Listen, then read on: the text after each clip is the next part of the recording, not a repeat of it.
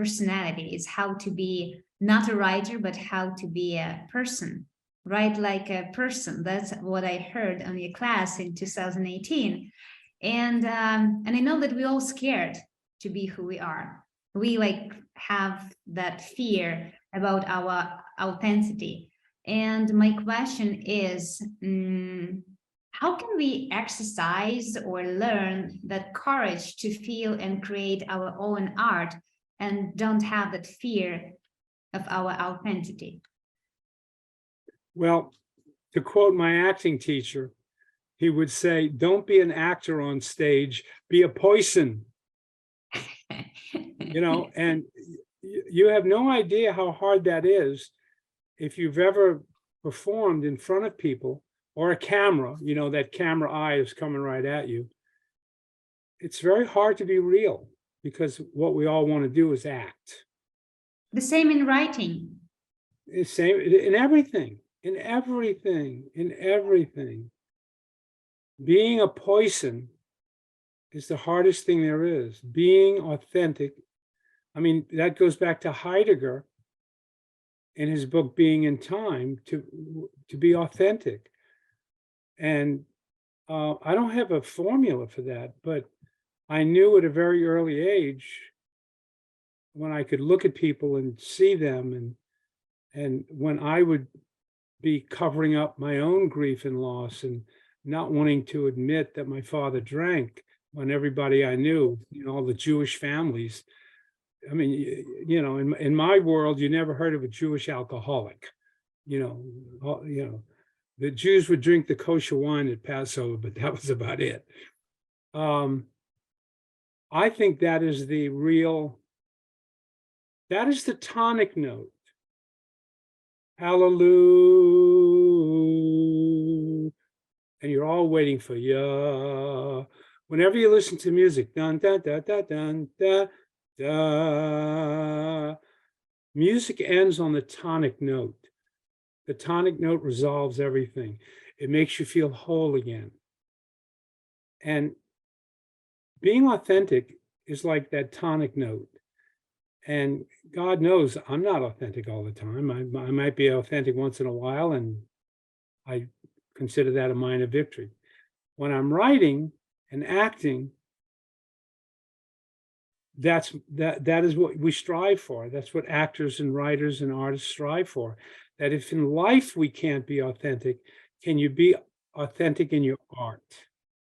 Life is bigger than art, way bigger than art. So if you want to practice being authentic in your life, practice it in art first, because it's a smaller ring. How to find the words that take you deep. I came up with the transformation line, but eventually you don't need the transformation line. You just need to know where it is in your body and come from that place in your body. And I don't have like a rule for it, but you used a certain word, Natalie. You said, if I remember correctly, how do you learn or get the courage to feel and create in your own art? And use the word courage. Yeah. I'm not a fan of that word courage. I think it's something we are told early, just like when I was a little boy drawing in art class in second grade.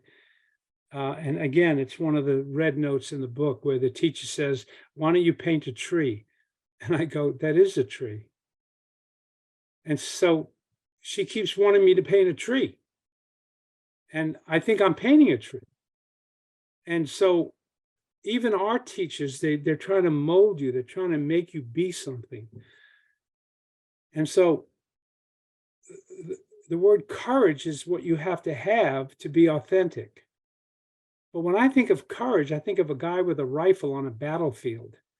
I think of a guy in a fireman's outfit rushing into a burning building to save a child. I think of someone jumping into a river to save someone from drowning. Well, what am I going to do? Walk around looking for a car I can jump in front of and show I have courage? I don't like the word courage. So I would like to use a different word, or I would like to give a definition of what I think courage really is. And you can write this down. You can put quotes around it. You can get it bronzed and you can put it above your writing desk. Because if there's anything you want to remind yourself when you're writing, if in the back of your head someone's telling you, have courage. You know, when my father died, I just thought of this.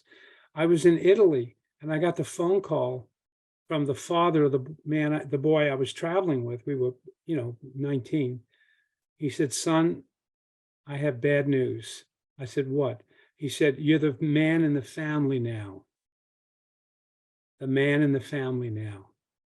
I knew what he meant. I knew my father had died. But of course I went, I don't understand. It was long distance, man. I don't understand. Fuck, I understood. My father died. This man that I was 19 or end of 18, who had lived in the streets, who'd lived in hobo jungles. He was a man who'd come up by his bootstraps from nothing, quit school in 8th grade so he could get a job and help the family. I loved my father. He was the greatest man I knew. He read everything. He read Marx. He inculcated in me this desire to help others, to have this social sense of we're all in it together. And he was gone. And whenever I asked him, Dad, why do you drink? He said, I'll tell you when you're older. I would ask that when I was 12. When I was 14, I'll tell you when you're older. When I was 16, I'll tell you when you're older. When I was 19, I'll tell you when you're older. And then he died. I don't understand. You're the man in the family now. Your father has died. And I had to go home. And there was a man at the desk that I had to tell. We were checking out of the hotel to get in a bus. I said, we've got to go home, got to go to the airport. My father died. And I'll never forget this. The guy didn't know me from Adam. He reached his hand across the desk and he took my hand and he said, courage. I'll never forget that. Courage. Where did he get? I mean, I guess that's something he said. I don't know. Those words stayed with me for years and years and years. Well, Greek What is people say courage? What that is when courage? something difficult, we say coraggio, when you have to go do something really hard. Yeah, hard and Courage, physical. coraggio, go with Right. courage. Coraggio. And here's my definition. And you're going to write it down and you're going to put it above your writing desks. Courage is the capacity to give. Unquote. It's not about physical strength and jumping into a river. It's your capacity. Your capacity. I didn't say how much you give. I said, what is your capacity to give? That's it. Whether it's with words or with another human being in front of you or to a society, what is your capacity to give? That is your coraggio IQ. So